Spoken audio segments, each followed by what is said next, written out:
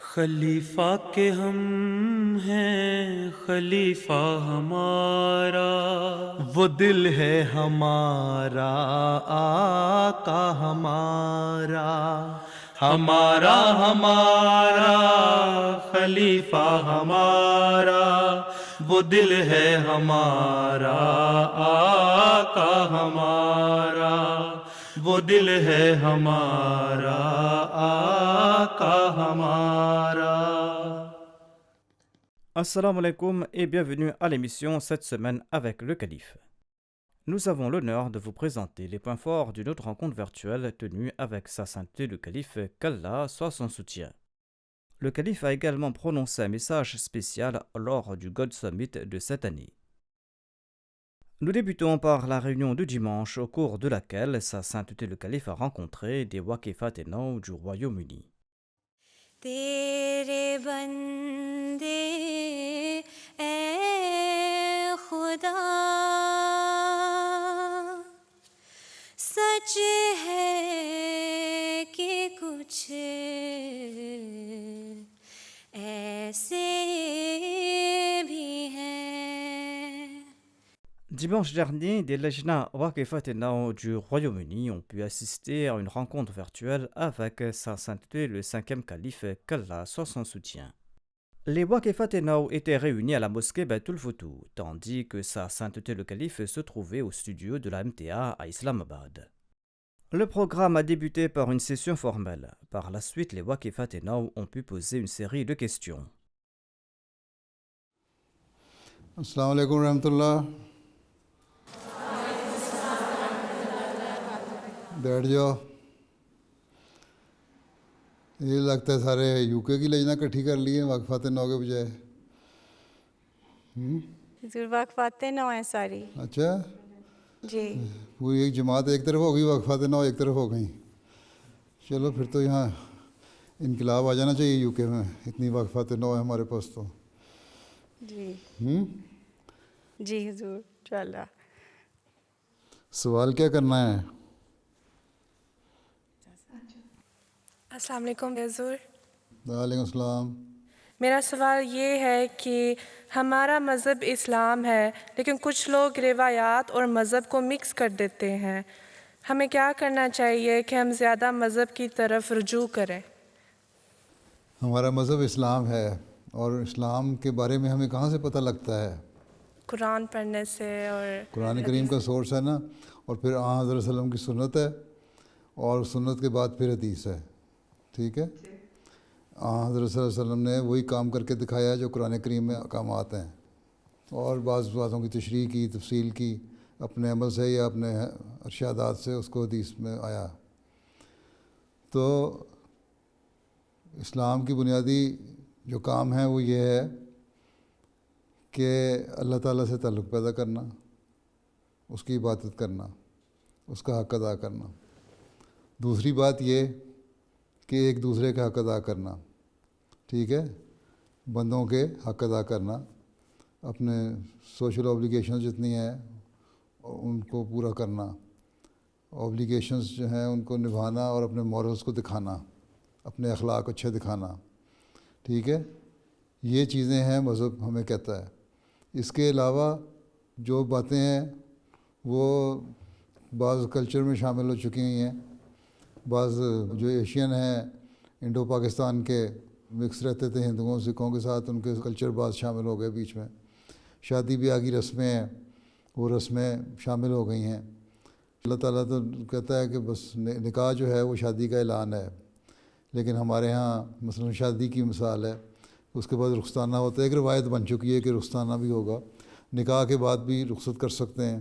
ضروری نہیں ہے کہ بڑے ڈھول ڈھمکے کیے جائیں اور بڑا فنکشن علیحدہ کیے جائیں، ہر ایک چیز کا، ایک مہندی کا فنکشن ہو اور ایک شادی کا فنکشن ہو اور ایک دوسرے کا ہوتا ہے۔ اسلام میں تو نکاح کا اعلان شادی ہے، اس کے بعد ولیمہ ہے، ولیمہ کی دعوت۔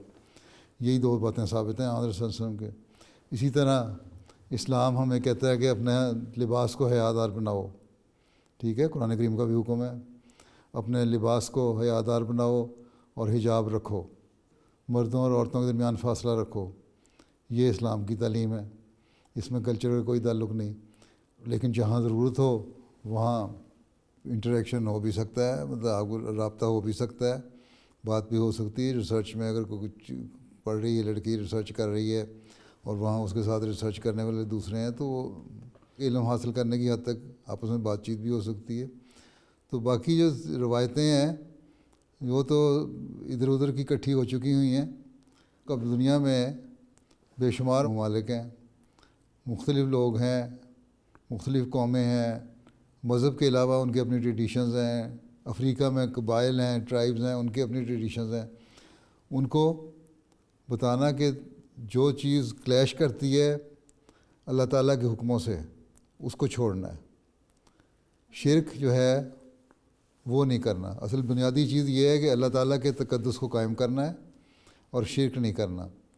اور شرک کو چھوڑ کے اور بنیادی جو احکامات ہیں قرآن کریم میں ان کو سامنے رکھتے ہوئے، جو تم ٹریڈیشنز میں بھی تمہاری بعض چیزیں شامل ہیں، اچھی بھی ہوں گی، وہ کرنا چاہو تو کر سکتے ہو. ٹھیک ہے. لیکن کسی کو یہ کہنا کہ کوئی یہاں کا برٹش کو یہ اگر احمدی ہو جاتی ہے عورت، اس کو کہنا کہ تم نے یہ کرنا ہے یہ کرنا ہے، اور وہ اسلامی تعلیم میں نہیں ہے بلکہ تمہارے کلچر میں ہے، تو وہ غلط ہے. ٹھیک ہے.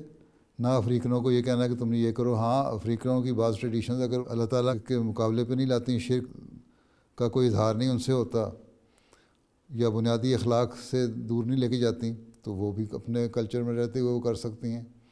ٹھیک ہے. تو مختلف قوموں کے کلچر میں بعض بنیادی باتیں اچھی بھی ہیں، وہ ان کو اختیار کر سکتے ہیں اگر وہ اسلام کی براہ راست تعلیم سے کلیش نہیں کرتی. تو میرا سوال یہ ہے، جب آپ جلسہ، اجتماع اور بڑے گیدرنگ پر تشریف لاتے ہیں اور ہم آپ کو دیکھ کر بہت خوش ہوتے ہیں اور ایکسائٹڈ ہو کر ہاتھ ہلا رہے ہوتے ہیں، اس وقت آپ کو کیسا فیل ہوتا ہے؟ تم خوش ہوتے ہو تو میں بھی خوش ہو جاتا ہوں، تو میں بھی تمہیں ہاتھ ہلا دیتا ہوں. ہیں بس جو تمہیں فیل ہو رہا ہوتا ہے وہی مجھے ہو رہا ہوتا ہے کہ لوگ اچھے بیٹھے ہیں، احمدی بیٹھے ہیں، مخلص احمدی بیٹھے ہیں، پیار کرنے والے احمدی بیٹھے ہیں، خلافت کے وفادار احمدی بیٹھے ہیں. ہیں یہی فیل ہو رہا ہوتا ہے. ٹھیک. السلام علیکم. حضور، میرا سوال یہ ہے کہ کسی بھی رشتے میں جھگڑے اور فساد سے بچنے کے لیے کس حد تک کمپرومائز کرنا چاہیے اور کس وقت اپنی سیلف رسپیکٹ کو ترجیح دینی چاہیے؟ بات یہ ہے کہ کس قسم کے رشتے ہیں.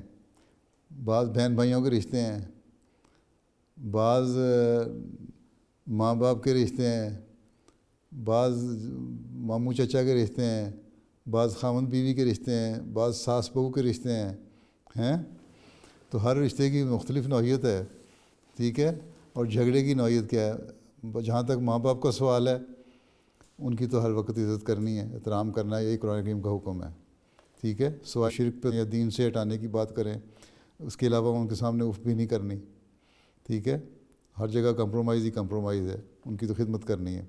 ماں باپ کے اگر آپس کے تعلقات ٹھیک نہیں ہیں، اور اس میں اگر تمہیں ہو کہ جی ماں کی سائڈ لینی ہے کہ باپ کی سائڈ لینی ہے، تو کسی کی بھی نہیں لینی. دونوں کو اگر سمجھا سکتے ہو سمجھاؤ.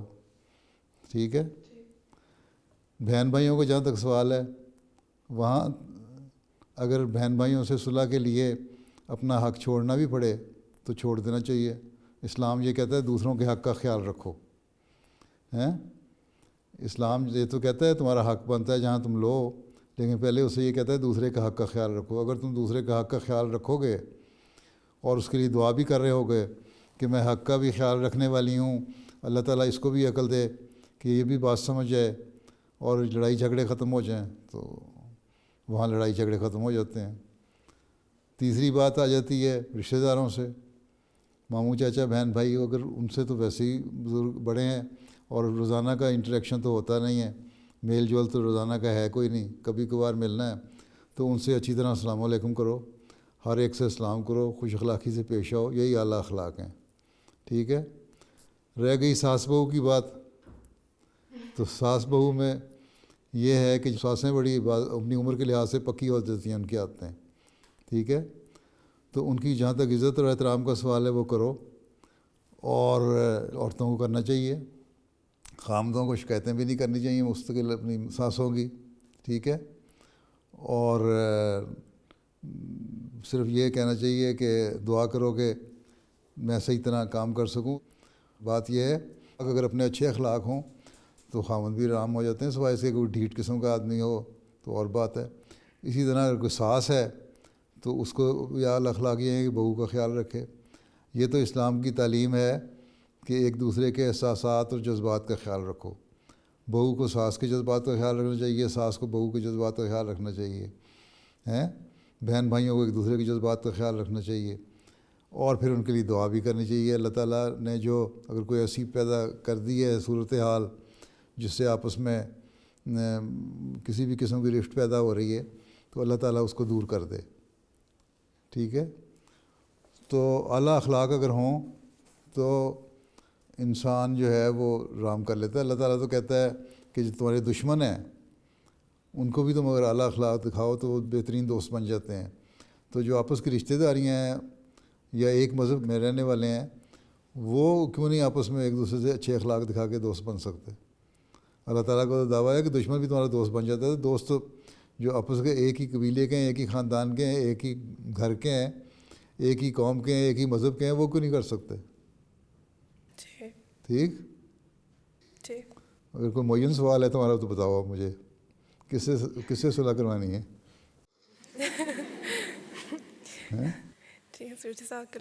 ساری آ گئی ہیں بیچ میں باتیں کہ نہیں آ گئی ہیں؟ تو تمہارے ہیں جو ذہن میں تھیں جو رشتے وہ آ گئے نا سارے ہی. چلو پھر جاؤ بیٹھ جاؤ. تاریخ سے ثابت ہے کہ جس طرح پہلے زمانے کے لوگ اپنے جینڈر کے مطابق اپنے آپ کو پریزنٹ کرتے تھے، یہ طریقہ اب تبدیل ہو چکا ہے. مثال کے طور پر قدیم مصری زمانے میں مرد عام طور پر میک اپ استعمال کرتے تھے اور یہ ان کی مردانگی اور دولت کی علامت سمجھی جاتی تھی. لیکن اب یہ بات جینڈر نارمز کے خلاف سمجھی جاتی ہے.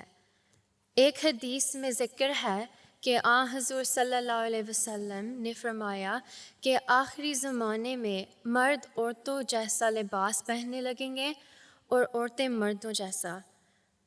حضور کی اس بارے میں کیا رائے ہے کہ آج کل کے زمانے میں اس حدیث کا مطلب کس طرح سے لیا جا سکتا ہے؟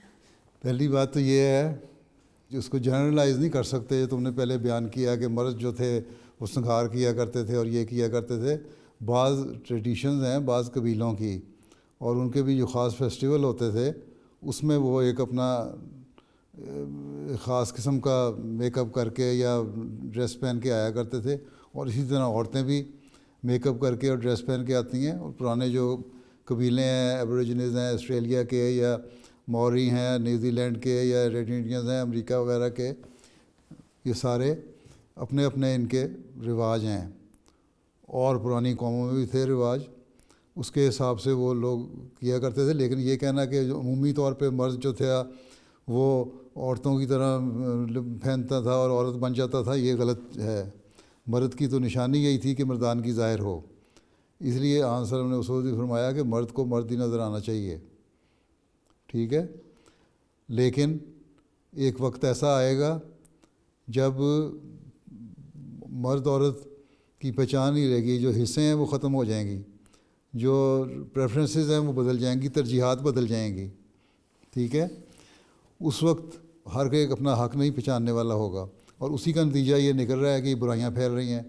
اب جب جینڈر چینج کرنے کا رواج پیدا ہو گیا، اس لیے اس قسم کی جب برائیوں میں انسان ملوث ہوتا ہے تو خیال بھی پیدا ہو جاتا ہے. وہ ماحول اس پہ اثر ڈالنا جاتا ہے. لڑکی کہتی ہے میں لڑکا بننا چاہتی ہوں، لڑکا کہتا ہے میں لڑکی بننا چاہتی ہوں، یا نہیں بھی وہ بننا چاہتے تو بعض ایسی حرکتیں کرتے ہیں. لڑکوں نے بوندے پہن لیے، کانوں میں بوندے پہننے شروع کر دیے، لمبے بال رکھنے شروع کر دیے. تو آن نے فرمایا کہ مرد اور عورت میں فرق ہونا چاہیے.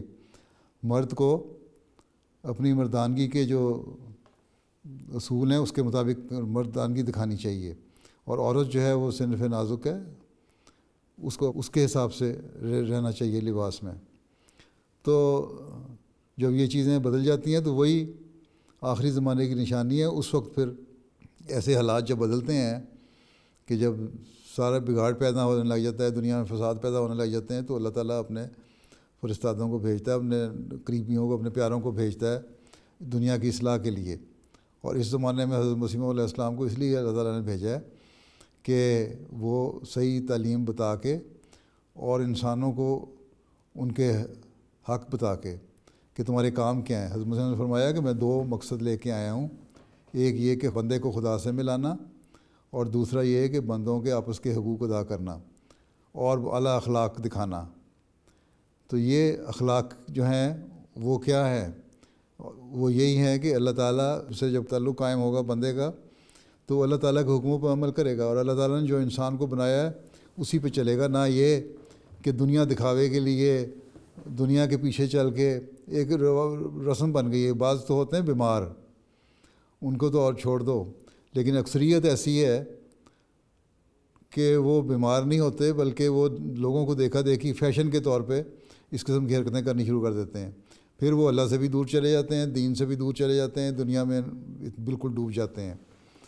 تو ایسے لوگ پھر جو ہے ان کو پھر اللہ تعالیٰ سزا بھی دیتا ہے، اور اگر وہ صحیح راستے پر نہیں آئیں گے تو ضروری نہیں کہ اس دنیا میں سزا ملے، اگلے جان میں سزا دیتا ہے اللہ تعالیٰ کہ جو تمہیں میں نے بنایا تھا وہ کیوں نہیں تم بن کے رہے، جو میں نے تمہارے پاس پیغام بھیجا تھا کہ یہ اچھے اخلاق ہیں، یہ مذہب کی تعلیم ہے، تم نے کیوں نہیں عمل کیا، تم نے مخالفت کی، کیوں دنیا میں ڈوبے رہے. تو یہ تو اللہ تعالیٰ کا معاملہ ہے کس طرح بندے کے ساتھ ڈیل کرتا ہے. لیکن یہی بات ہے کہ اس زمانے میں آزادی کے نام پر اور فریڈم آف ایکسپریشن اور ہر قسم کا جو فریڈم ہے اس کے نام پر جو مرضی انسان چاہے کرنے لگ جاتا ہے، اور یہ پھر برائیوں کی طرف لے کے جاتی ہے. اس سے آہستہ آہستہ انسانی نسل بھی ختم ہو رہی ہے، اور یہ برائیاں بڑھ کے آخر میں جن قوموں میں زیادہ ہو جائے گی وہ قومیں تباہ ہو جائیں گی، جس طرح پہلی قومیں تباہ ہوتی رہیں. ٹھیک ہے؟ جزاک اللہ حضور. میرا سوال ہے کہ بعض دفعہ اللہ تعالیٰ کے انعام یافتہ لوگ مثلاً انبیاء، خلفاء، شہداء، صالحین، صادقین کی اولاد دعائیں ملنے کے باوجود اور نیک نمونہ دیکھنے کے باوجود صحیح راستے سے ہٹ جاتے ہیں، تو ایسا کیوں ہوتا ہے؟ ہر ایک کا اپنا عمل ہے. حضرت نوح کا بیٹا نے نہیں مانا ان کو، تو اللہ تعالیٰ نے اس کو سزا دے دی، غرق ہو گیا. ٹھیک. حضرت مسیح علیہ السلام نے لکھا ہے، حدیث میں ہے کہ حضرت صلی اللہ علیہ وسلم نے فرمایا، اور میں پچھلے گزشتہ کہیں خطبوں میں کوٹ بھی کر چکا ہوں کہ فاطمہ تم یہ نہ سمجھنا کہ تم پیغمبر کی بیٹی ہو تو تم بخشی جاؤ گی. تمہارے اپنے عمل جو ہیں وہ تمہیں بخشنے کی طرف لے کے جائیں گے. تو نمونہ تو وہ قائم کر دیتے ہیں نیک لوگ، انبیاء بھی اور نیک لوگ بھی، لیکن اگر ان کے نمونوں کے اوپر عمل کوئی نہ کرے، چلے نہ، کوئی ڈھیٹ ہو، ضدی طبیعت ہو، اور اس نمونے کو دیکھ کے بھی اگر نصیحت حاصل نہ کرے، تو پھر اللہ تعالیٰ کا قانون چلتا ہے. اللہ تعالیٰ یہ نہیں دیکھتا کہ اس نے ایک آدمی کا بیٹا ہے یا بچہ ہے یا بیٹی ہے. پھر اللہ تعالیٰ یہ دیکھتا ہے کہ اس کے اپنے عمل کیا ہیں، اس نے میری تعلیم پہ عمل کیا کہ نہیں، اور اگر نہیں کیا تو پھر اس کو سزا ملتی ہے اس دنیا میں یا اگلے جہان میں، یا اللہ تعالیٰ بہتر جانتا ہے. تو وہ تعلیم تو ہر ایک کے لیے ایک ہے. اگر عقل مند انسان ہے وہ دوسرے سے نمونہ لے کے سبق حاصل کرتا ہے، نیک نمونہ دیکھ کے تو نیکیوں پہ عمل کرتا ہے.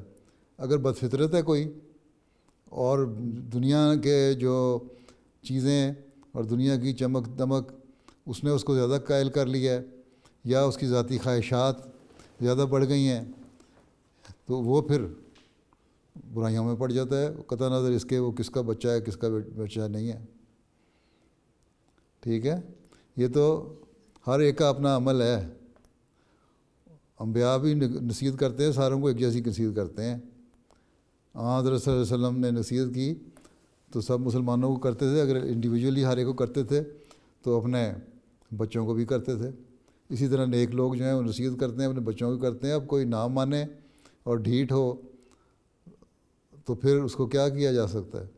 اب ایک دفعہ حضرت صلی اللہ علیہ وسلم حضرت علی کے گھر گئے، تہجد نہیں پڑھی، انہوں نے کہا جب اللہ تعالیٰ جگا دیتا ہے تو جاگ جاتا ہوں. آنسر نے فرمایا کہ عجیب لوگ ہیں یہ، کج بیسی کرتے ہیں لوگ کہ خود جس کام کو کرنا نہیں چاہتے اس پہ اللہ کا نام لگا دیتے ہیں. یہ غلط ہے. خیر حضرت علی کو سبق آ گیا اس سے، پھر انہوں نے اٹھنا شروع کر دیا تہجد کے لیے بھی. تو حضرت فاطمہ کو بھی نصیحت اس طرح ہی فرمایا کرتے تھے. تو یہ تو نصیحتیں ہیں، اگر اس پہ عقل ہے کسی کو وہ عمل کر لے گا. نوح کے بیٹے کو نصیحت کی کہ آ جاؤ میرے پاس، نہ بگڑو، اس نے عمل نہیں کیا، وہ ڈوب گیا. آن نے اپنے بچے کو نصیحت کی، اس نے عمل کیا، وہ بچ گیا.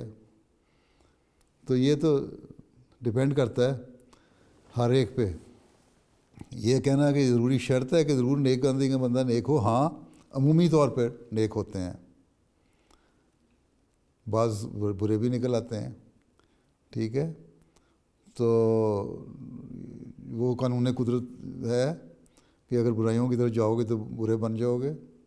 لیکن یہ عموماً یہ دیکھا گیا ہے کہ جو نیک لوگ ہیں، دعا کرنے والے لوگ ہیں اپنے بچوں کے لیے، چاہے وہ نبی ہیں، صدیق ہیں، یا کوئی بھی ہیں، یا صالح ہیں یا شہید ہیں، اگر وہ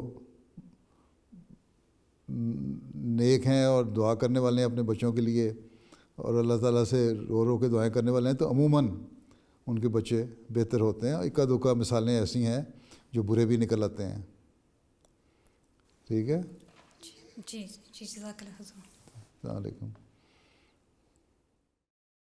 حضور آج کل یہ رواج ہے کہ اگر کوئی شخص کسی ٹاپک پہ اپنی کوئی ایسی رائے دیتا ہے جو ٹرینڈ سے الگ ہوتی ہے یا جو ریلیجن کے بیسس پہ ہوتی ہے، تو لوگ اسے آسٹرسائز کر دیتے ہیں. اس ٹرینڈ کو آج کل کینسل کلچر کے نام سے جانا جاتا ہے. اس ڈر کی وجہ سے کچھ ینگسٹرز اپنی رائے نہیں دیتے اور اپنے دوستوں کی ہاں میں ہاں ملا لیتے ہیں. تو اس سچویشن میں آپ کا واقفاتنوں کے لیے کیا ایڈوائس ہے؟ تم لوگوں نے تو انقلاب پیدا کرنا ہے. ابھی میں نے کہا نہیں کہ اتنی زیادہ ماشاء اللہ ہو گئی ہے تو انقلاب پیدا کر دو. تو اسی رو میں بہ جانا تو ہمارا کام نہیں ہے. ہمارا کام تو یہ ہے کہ یہ جب اللہ تعالیٰ نبی بھیجتا ہے تو اس وقت بھیجتا ہے جب زمانہ بہت زیادہ بگڑ چکا ہو. حضرت صلی اللہ علیہ وسلم کو جب اللہ تعالیٰ نے بھیجا تو اس وقت قرآن شریف میں بھی کہا ہے کہ بیر و بر میں فساد برپا ہوا تھا، ہر جگہ بگڑے ہوئے تھے لوگ. تو ان کو اصلاح کے لیے بھیجا. اور عیسائی بھی مانتے ہیں، یہودی بھی مانتے ہیں کہ وہ زمانہ بہت بگڑا ہوا تھا، لوگ مذہب سے دور ہٹ رہے تھے. ٹھیک، اور ان کی اصلاح کے لیے پھر آن وسلم کو اللہ تعالیٰ نے بھیجا. آپ نے بتایا کہ اسلام کی تعلیم کیا ہے، خدا تعالیٰ کے کہ عبادت کرنے کا طریقہ کیا ہے، کس طرح عبادت کرنی چاہیے، اچھے اخلاق کیا ہیں، مذہب کیا چاہتا ہے تمہارے سے. اور اس کا اثر ہوا اور دنیا میں اس کا اثر پھیلا. اور جب دیکھا عیسائیوں نے، یہودیوں نے کہ اسلام پھیل رہا ہے، مذہب کا اثر ہو رہا ہے، تو انہوں نے بھی اپنی تعلیم کو بہتر کرنا شروع کر دیا. اس کے مقابلے میں لانے کے لیے اچھے اخلاق پھیلانا شروع کر دیے. تو بہرحال لیکن عمومی طور پر وہ مانتے ہیں کہ انتہائی بگڑا ہوا زمانہ تھا. پھر 1200 سال 1400 سال کا زمانہ گزر گیا. پھر مسلمانوں میں بھی بگاڑ پیدا ہو گیا. پھر دوسرے مذاہب میں بھی دوبارہ بگاڑ پیدا ہو گیا. اسی طرح مذہب سے دور جانے لگ گئے. آج کل تو دیکھ لو کہ 65% سے زیادہ لوگ جو ہیں وہ خدا کو نہیں مانتے، مذہب سے دور ہو چکے ہیں. ٹھیک ہے، دوسرے مذہب والے. اس زمانے میں حضرت مسیح موعود علیہ السلام کو اللہ تعالیٰ نے اپنے وعدے کے مطابق بھیجا اور ہمیں توفیق دی کہ ہم ان کو مان لیں. اور آپ لوگوں کو توفیق دی کہ آپ وقف کر کے ان کے مشن کو پورا کرنے کے لیے اپنا رول پلے کریں، اپنا کردار ادا کریں. ٹھیک ہے، تو اگر لوگ تو مذہب سے کیونکہ دور ہٹے ہوئے ہیں اس لیے وہ مذہب کا مذاق اڑاتے ہیں. اور نہ صرف مذہب کا مذاق اڑاتے ہیں بلکہ جو انبیاء ہیں ان کا بھی مذاق اڑاتے ہیں. اس لیے حضرت صلی اللہ علیہ وسلم کے بارے میں بھی انہوں نے کیریکیچرز بنائے اور کارٹون بنائے اور مختلف قسم کے لطیفے بنائے اور غلط قسم کی باتیں کی، حرکتیں کی ایک زمانے میں، آج سے 8-9 سال پہلے. اور اب تک قرآن کریم کی بے حرمتی کر رہے ہیں. اب سویڈن، ڈینمارک وغیرہ میں وہ ایک بندہ ہے جو بے حرمتی کر رہا ہے قرآن کریم کی اور اسلام کا مذاق اڑاتا ہے. اسی طرح فرانس میں پابندیاں لگ گئیں اسلام کی تعلیم پہ. اور ملک بھی ہیں جو مسلمانوں کو غلط نظر سے دیکھتے ہیں. اسی طرح مسلمانوں کے عمل جو ہیں اپنے وہ ایسے ہو گئے ہیں کہ واقعی مذاق اڑانے والی باتیں بن گئی ہیں، غلط قسم کی ٹریڈیشنز شامل ہو گئی ہیں جن کو مذہب کا نام دے دیا ہے۔ تو ایسے حالات میں ہم احمدی ہیں جنہوں نے صحیح اسلامی تعلیم کو لوگوں کو بتانا ہے۔ ہمارے اگر اچھے اخلاق ہوں گے، اچھے مورز ہوں گے، ہمارا علم ہوگا، دنیاوی علم بھی ہمارا ہوگا، تو لوگ ہماری بات سنیں گے۔ جب ہم بحث کریں گے تو یا بات کریں گے تو لوگ دیکھیں گے کہ ہاں یہ پڑھا لکھا ہے، یہ جاہل انسان نہیں ہے، اس کو دنیا کا بھی علم ہے اور یہ سائنس کو بھی جانتا ہے، اور اس کی جو اپروچ ہے وہ بڑی سائنٹیفک ہے، فلسافیکل اپروچ بھی ہے، اور اس اپروچ کے ساتھ جب یہ آرگیومنٹ کرتا ہے، دلیل دیتا ہے، تو اس کو ہمیں سننا چاہیے، دیکھنا چاہیے۔ پھر وہ مذاق نہیں اڑائیں گے۔ ہاں ڈھیٹ لوگ ہوتے ہیں بعض مذاق اڑانے والے، لیکن عمومی طور پر تمہیں وہ اوائڈ تو کریں گے، لیکن تمہارے بحث کر کے تمہارا مذاق نہیں اڑائیں گے، اور اگر اڑائیں گے بھی تو انہی میں سے بعض لوگ اور پیدا ہو جائیں گے، وہ کہیں گے یہ غلط طریقہ ہے، ہم نے مذاق اڑایا، ہمیں بات سننی چاہیے تھی۔ تو آہستہ آہستہ بات سننے والے بھی پیدا ہوتے جائیں گے، اور اس پہ ہم نے یہ دیکھنا ہے کہ کتنی مستقل مزاجی سے ہم یہ کام کرتے چلے جاتے ہیں۔ ہم نے ڈرنا نہیں اور رکنا نہیں، ٹھیک ہے؟ اپنے عمل سے، اچھے اخلاق سے اور اپنے علم سے، جس کو بڑھا کے ہم نے لوگوں کو قائل کرنا ہے، اور سب سے بڑھ کے یہ کہ دعا سے اللہ تعالیٰ کے حضور جھکتے ہوئے، دعا کرتے ہوئے یہ کام کرنا ہے کہ اللہ تعالیٰ ہمیں توفیق دے کہ ہم اس کام کو آگے بڑھائیں اور دنیا کو صحیح راستے پر چلانے کی جو ہماری وعدہ ہے، کوشش ہے، وہ اس کو ہم پورا کریں، ٹھیک ہے؟ اپنے اپنے حلقے میں، اپنے اپنے جو تمہارے ماحول ہے یا جن لوگوں سے بھی تمہارا انٹریکشن ہوتا ہے، کسی بھی ذریعے سے رابطہ رہتا ہے، تعلق قائم ہوتے ہیں، ان کو اگر تمہارے بارے میں پتہ لگ جائے کہ یہ مذہبی بھی ہے اور علمی بھی ہے اور بڑی دلیل سے بات کرتے ہیں، تو پھر وہ تمہاری بات سنیں گے، ٹھیک ہے؟ جی ضرور۔ میرا سوال یہ ہے کہ ہم غیر مسلمان ویگنز کو کیسے قائل کر سکتے ہیں کہ جانوروں کو ذبح کرنا مورلی غلط نہیں ہے؟ اللہ تعالیٰ کہتا ہے بیلنس خوراک کھاؤ، گوشت بھی کھاؤ، سبزی بھی کھاؤ، ٹھیک ہے؟ اور اگر کوئی پسند نہیں کرتا کھانا، بعض لوگوں کو نہیں پسند ہوتا، گوشت نہیں کھاتے، نہ کھائیں، یا صرف اس لیے کہ جی ذبح کرنا جرم ہے اس لیے ہم نے نہیں کھانا، تو پھر تو ہم سانس بھی نہ لیں۔ پانی میں بھی تو ہزاروں جراثیم وہ ایسے ہیں جو ہمارے پیٹ میں جاتے ہیں، مر جاتے ہیں، یا ہوا میں بھی پھر رہے ہوتے ہیں بہت سارے جراثیم، وہ بھی مر جاتے ہیں ہمارے سانس لینے سے۔ پھر جو سبزی ہے اس میں بھی تو ہم جب اگاتے ہیں اس کو بھی تو کئی انسیکٹس کو مار کے تو ہم، اگر وہ ظلم ہے تو پھر سبزی اگاتے ہیں، کھاتے ہیں۔ اتنی آرگینک سبزی بھی تو نہیں کر رہے ہوتے، اگر آرگینک بھی ہو تب بھی ایک زندگی تو ختم کر رہے ہوتے ہیں نا۔ تو جانور ذبح کر کے کھانا یا انڈائریکٹلی کھانا، بات تو ایک ہی ہے، ایک زندگی وہ بھی ختم کر رہے ہوتے ہیں۔ اسلام کی تعلیم بیلنس تعلیم ہے، یہ نہیں کہتی ہے گوشت ہی کھاتے جاؤ، اور نہ یہ کہتی ہے کہ صرف سبزیاں ہی کھاتے جاؤ۔ دونوں طرح کی چیزیں کھانی چاہیے، بیلنس ڈائٹ کھانی چاہیے، اور نیوٹریشنلی بھی یہ ثابت ہے کہ یہ بیلنس ڈائٹ اگر کھائی جائے تو انسان کے جو جسم کی ریکوائرمنٹ ہے وہ پوری ہوتی ہیں، ٹھیک ہے؟ باقی جو اس قسم کی موومنٹ میں شامل ہوتے ہیں وہ کتنے کو لوگ ہوتے ہیں، اکثر دنیا کی آبادی تو گوشت بھی کھا رہی ہے، سبزی بھی کھا رہی ہے، کچھ بھی نہیں چھوڑتی ہیں۔ اس لیے زیادہ قائل کرنے کی ہمیں ضرورت کوئی نہیں، ان باتوں میں بحث کرنے کی ضرورت نہیں، اور بہت سے مسائل ہیں جن میں بحث کرو، تبلیغ کرو۔ ان چھوٹی چھوٹی چیزوں میں پڑھنے کے بجائے نا کہ اسلام کی تبلیغ اس سے نہیں رکنی چاہیے۔ تم یہ کرو، اچھا ٹھیک ہے تم سبزی کھانی ہے بے شک کھاؤ، لیکن تم اللہ تعالیٰ کی طرف آؤ، اللہ کا حق ادا کرو اور دین سیکھو۔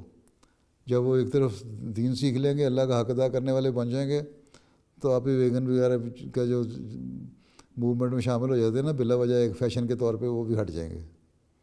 جی جزاک اللہ حضور، السلام علیکم۔ ٹھیک ہے، چلو پھر اللہ حافظ ہو۔ السلام علیکم ورحمۃ اللہ وبرکاتہ۔ وعلیکم حضور، جزاک اللہ۔ وعلیکم السلام۔ Plus tard, durant la journée, un message spécial de sa sainteté le calife qu'Allah soit son soutien a été diffusé lors de la conclusion du God Summit organisé par la Revue des religions. میں حضرت مسیح موعود علیہ السلام نے جو دعا کے متعلق بھور حکمت اور معرفت سے پر باتیں کی ہوئی ہیں، ان میں سے چند ایک بیان کرنا چاہتا ہوں، جس سے پتہ لگے کہ دعا کیا چیز ہے اور کس طرح کی دعائیں اللہ تعالیٰ قبول کرتا ہے، کس حالت میں قبول کرتا ہے۔ مختصراً پیش کروں گا۔ پھر فرمایا کہ ابتلاؤں میں ہی دعاؤں کے عجیب و غریب خواص اور اثر ظاہر ہوتے ہیں، اور سچ تو یہ ہے کہ ہمارا خدا تو دعاؤں ہی سے پہچانا جاتا ہے۔ پھر آپ نے یہ بھی فرمایا کہ لوگ دعا سے عجیب کارنامے سر انجام پاتے ہیں، لیکن دعا کرنے والے آداب دعا سے واقف نہیں، جو قبولیت دعا کے لیے ضروری ہیں، اور اگر ان سے واقف ہو جائیں اور دعا صحیح طریقے سے کریں اور اللہ تعالیٰ کے آگے چلائیں اور گڑ گڑائیں، ضرورت بیان کریں اور حقیقی رنگ میں دعا کے جو لوازمات ہیں ان کو پورا کرنے والے ہوں، تو اللہ تعالیٰ دعاؤں کو سنتا بھی ہے اور اسی سے اپنے وجود کا ثبوت بھی دیتا ہے۔ Sa sainteté le calife a relaté plusieurs récits sur l'acceptation des prières des musulmans ahmadis du monde entier. پھر ایک کانگو کنشاسا کے آدمی ہیں، وہاں کے مبلغ نے لکھا کہ ہم نے وہاں پروگرام کے تحت قیدیوں میں کھانا تقسیم کیا، قیدیوں کو اسلام کی تعلیمات کے بارے میں بتایا۔ کہتے ہیں چند دن کے بعد اس پروگرام کے ایک دوست مشن ہاؤس میں آئے اور کہنے لگے میں بیعت کرنا چاہتا ہوں۔ جب ان سے پوچھا گیا کیوں بیعت کیوں کرنا چاہتے ہیں، کیا ہوا ہے، کہاں سے آئے ہیں آپ، کیا تعارف ہے، تو کہنے لگے کہ جس جیل میں آپ آئے تھے میں بھی اس جیل میں قید تھا، میں بے قصور تھا اور بے قصور جیل میں ڈالا گیا تھا، جرم میرے ایک ساتھی نے کیا تھا اور وہ دوڑ گیا اور مجھے انہوں نے پکڑ کے جیل میں ڈال دیا۔ جب جیل میں کہتے ہیں جب آپ لوگ آئے اور پروگرام کے بعد آپ نے دعا کرائی، دعا کے بارے میں بتایا بھی حکمت، اور پھر دعا بھی کرائی، کہتے ہیں میں بھی شامل تھا، تو میں نے وہاں دعا کی کہ اے اللہ اگر دعائیں سنتا ہے تو، اور اگر یہ لوگ سچے ہیں تو میری مدد کر اور مجھے یہاں سے رہائی دلوا دے، مجھے پتہ ہے کہ میں بے قصور ہوں۔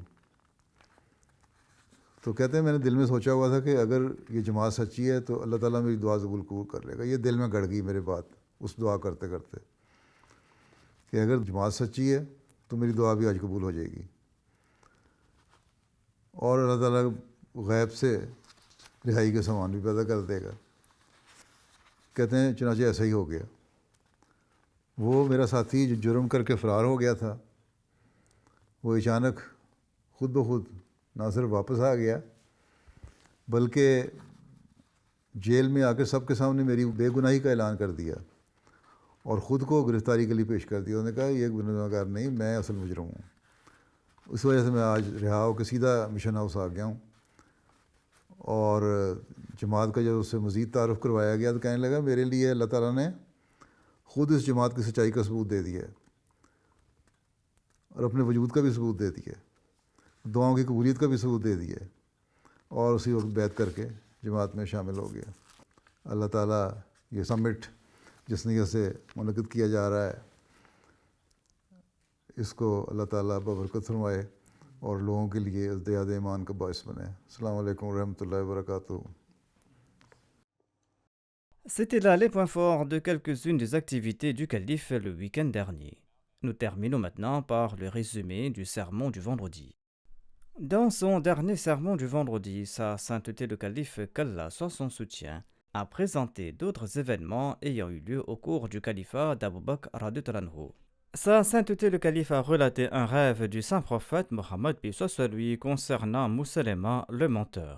حضرت ابن عباس نے بیان کیا کہ میں نے رسول اللہ صلی اللہ علیہ وسلم کے اس ارشاد کے متعلق پوچھا کہ تم کو میں وہی شخص پاتا ہوں جس کے متعلق مجھے خواب میں وہ دکھایا گیا، وہ کچھ دکھایا گیا جو دکھایا گیا۔